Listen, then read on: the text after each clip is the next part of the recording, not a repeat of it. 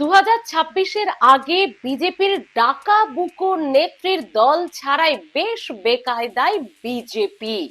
পদ্ম শিবিরে এই অবস্থা কেন?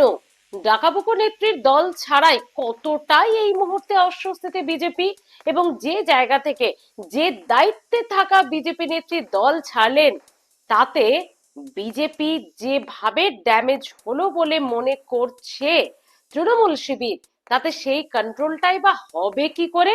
অন্তত যখন 2026 সামনেই একেবারে বলা যেতে পারে, কখনো প্রার্থী, উপনির্বাচনে প্রার্থী যিনি হয়েছেন তিনি দল ছেড়ে দিচ্ছেন, কখনো দেখা যাচ্ছে দায়িত্বে থাকা লোকজন দল ছেড়ে দিচ্ছেন, কখনো আবার এই ডাকাবুকোর নেত্রীর দল ছাড়ার কথা উঠে আসছে, আর সেটাও আবার বিধানসভা নির্বাচনের আগেই।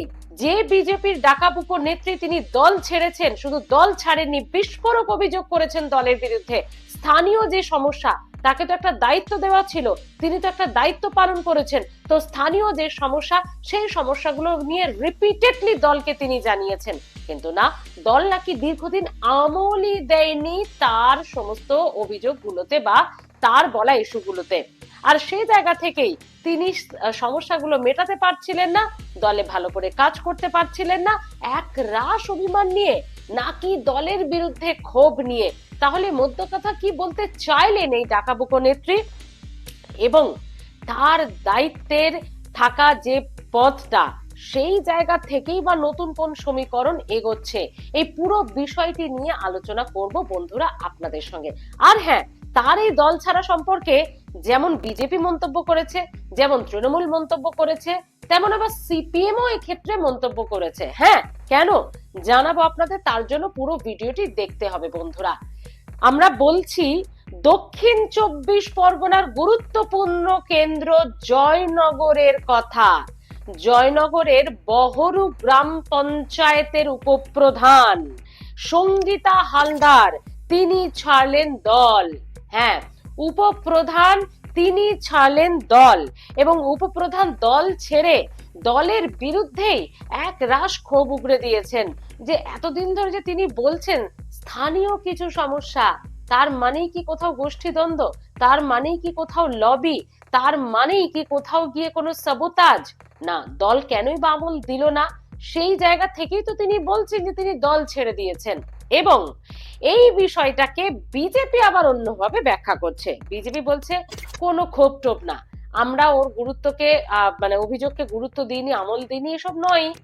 তৃণমূল ভয় দেখাচ্ছে আমাদের ভালো লোকজনকে, মানে যারা সক্রিয় এলাকায় কাজ করছে সেই সমস্ত লোকজনকে তৃণমূল ভয় দেখাচ্ছে, যারা ভয় না পাচ্ছে তাদেরকে লোভ দেখাচ্ছে, মানে যে যেটাতে আর কি হয়ে যাচ্ছে ঘায়েল, সেই জায়গা থেকে এইসব ভয় দেখিয়ে, লোভ দেখিয়ে আমাদের দলের ভালো কর্মীদের, সক্রিয় কর্মীদের নিয়ে যাচ্ছে। এটা সেই বিষয়েরই বহিঃপ্রকাশ, মানে কোনো দলের বিরুদ্ধে ক্ষোভ টোভ, অভিমান নয়। আর সিপিএম বলছে ও বাবা, এ তো কয়েনের এপিট আর ওপিট, মানে তৃণমূল আর বিজেপি এরা সবসময় ব্যক্তিগত স্বার্থ দেখেই দল করে, এবং সুযোগ সন্ধানী। এই যে তৃণমূল থেকে বিজেপিতে আসা, বিজেপি থেকে তৃণমূলে যাওয়া, এটা কোনো দলের আদর্শ, ব্যক্তি আদর্শের জন্য নয়। এরা সবসময় সুযোগ সন্ধানী, ব্যক্তি স্বার্থে দল করতে আসে, যেখানে স্বার্থে ঘা লাগে অন্যদিকে পাশ ফিরে যায় আর কি। এটা সিপিএম এর বক্তব্য। তো যাকে সিপিএম এর বক্তব্য, আপনারা তো বললেন যারা শূন্য তাদের আবার সিপিএম কি, কিন্তু মনে রাখতে হবে জয়নগরে কিন্তু সিপিএম এর প্রান্তিক এলাকাগুলোতে এখনো পর্যন্ত ভালো দাপট আছে। তো এই জয়নগর বিধানসভা আবার তৃণমূলের দাপটে আছে। তৃণমূলের 2011-তে না হলেও সেই সময়ও কিন্তু বামেদের রাজত্ব ছিল জয়নগর বিধানসভায়। জয়নগরের মানুষ 2011-য় যখন গোটা রাজ্যে সবুজ সুনামি, তখনও বামেদেরকে কিন্তু ভোট দিয়েছিল। যদিও 2016 আর 21 বদলে গেছে চিত্রটা। 2021-এ বিজেপি কিন্তু অনেকটা পিছিয়ে, এবং তারপর সঙ্গীতা হালদারের মতো নেত্রীরা, মানে এলাকায় অন্তত যারা গ্রাসরুট লেভেলের সংগঠনটা করে আসছে, তাদের দল ছাড়াটা কোথাও মরার উপর খাড়ার ঘা নয় তো বিজেপির। তার কারণ 2021-এ জয়নগরে 51% ভোট হচ্ছে তৃণমূলের, এবং তৃণমূল জয়লাভ করে এবং বিজেপি 32%, মানে অনেকটাই পেছনে। তো মরার উপর খাড়ার ঘা আবার বিজেপির নয় তো এই জয়নগরে, মানে বিজেপি তো অনেকটা ব্যাকফুটে ছিলই। আর এই সঙ্গীতা হালদারের মতো গ্রাসরুট লেভেলের একদম স্থানীয় এলাকার একদম মাটি কামড়ে পড়ে থাকা মানুষজন নেত্রীর যদি দল ছাড়তে শুরু করে, তাহলে ভোটটা করাবে কি? মানে ভোটের সময় প্রচার, সংগঠন, ভোকাল টনিক থেকে শুরু করে ভোটের কাজ করা, এগুলো করবেটা কে বলুন তো? না, একা সঙ্গীতা হালদারের ওপরও নিশ্চয়ই দল ডিপেন্ড করে না। এখন দেখা যাক এই ড্যামেজ কন্ট্রোলটা, আরে বাবা একটু হলেও তো ক্ষতি হলো, কারণ তিনি তো এলাকার সংগঠনটা দেখতেন।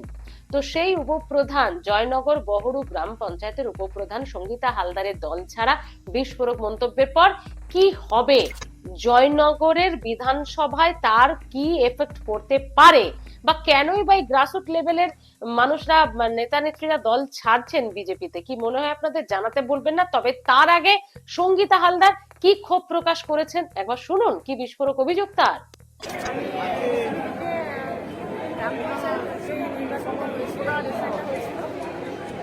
অনেক বেশি লড়াই করে আমরা জিতেছিলাম ঠিকই, কিন্তু সেক্ষেত্রে আমরা যে কাজটাই করতে চাচ্ছি না কেন অনেক বাধা ক্রিয়েট করছি। সেই বাধা বিঘ্নগুলো কাটিয়েও আমরা আমাদের কিছু কিছু কাজ করেছিলাম, কিন্তু আগামী দিনে যে আমরা আরও বেশি আমাদের গ্রাম পঞ্চায়েতের অধীনে আমাদের গ্রাম পঞ্চায়েতের যে অঞ্চলটি আছে বা আমার গ্রামটা আছে, আমার পাড়ায় আছে, আমি আরও বেশি কাজ করতে চাই। তার ক্ষেত্রে যাতে কোনো বাধা না আসে সেই জন্য আমি এই সিদ্ধান্তটা বেছে নিয়েছি। বিশ্বাসঘাতকতা মানে হচ্ছে কি, আমার পার্টি, আমি যে পরিমাণে ভোট করেছি, যে লড়াই করে আমি কি করব সেগুলো তারা আমার পাশে ছিল না সেই সময়টা আমাদের প্রধান সাহেব মানে মুজিবুর রহমান মহাশয় ওনার সহযোগিতা করে আমি এতদিন কাজ করে এগিয়ে যাচ্ছিলাম। অতএব ওনার ওপর ভরসা করে আজকে আমি এগিয়ে যেতে চাই। তারা লড়াই করে আমি অনেকবার সিদ্ধান্ত চেয়েছিলাম যে আমি কি করবো, তাদের বসার মতো আমার সাথে সময় ছিল না, আমাকে প্রাধান্য তারা দেয়ও না, এমনকি আমার পাশে তারা থাকেও না। আমি অনেকবার জিজ্ঞাসা করেছি যে আমি কি করবো, আমার সাথে বসো বা আসো, তারা কেউ আমার সাথে জাহাঙ্গীর খান দক্ষিণ চব্বিশ পরগনা জেলায় তৃণমূলের পর্যবেক্ষক, একটা বিশাল বড় দায়িত্বে রয়েছেন। তার উপস্থিতিতেই এই সঙ্গীতা হালদারের দলত্যাগ করে তৃণমূল কংগ্রেসে যোগদান করা। জাহাঙ্গীর খান কতটা আশাবাদী সঙ্গীতা হালদারকে নিয়ে, শোনাবো আপনাকে।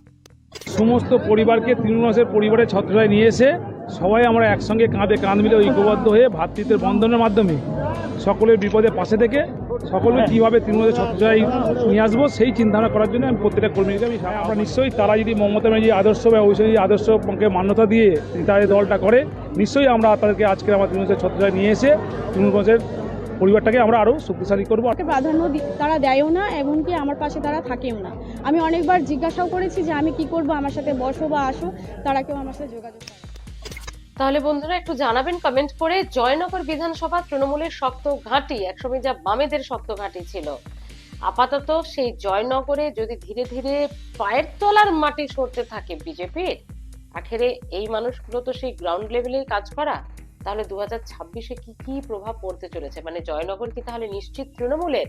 সঙ্গীতা হালদারদের মতো মানুষরা হয়তো আপনারা বলবেন উপপ্রধান আবার কি, কিন্তু আমি আবারও বারবার বলবো, বিন্দু বিন্দুতেই সিন্ধু ভরে, এবং এরাই কিন্তু সংগঠনকে গ্রাউন্ড লেভেলে থেকে চালায়।